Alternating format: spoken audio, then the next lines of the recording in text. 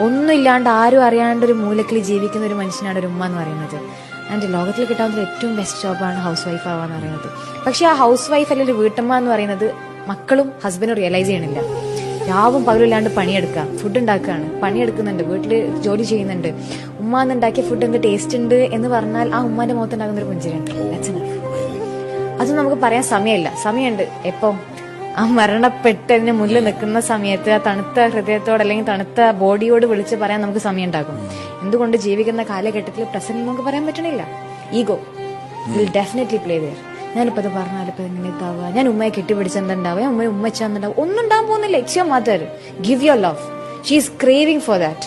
ഒരാൾ മനസ്സിലാക്കാൻ ആഗ്രഹിക്കുന്ന ഒരു ഹൗസ് വൈഫ് എന്ന് പറയുന്നത് ജോലിയില്ല, രാവും പകലില്ലാണ്ട് കിച്ചൺ ആണ് ആളുടെ ലോകം എന്ന് പറയുന്നത്. ആ കിച്ചൺ എന്ന ലോകം സ്വർഗമാക്കാൻ പറ്റണമെന്നുണ്ടെങ്കിൽ അവിടെ ജീവിക്കുന്ന ഭർത്താവിനും അവിടെ ജീവിക്കുന്ന മക്കൾക്കും മാത്രമേ പറ്റുള്ളൂ.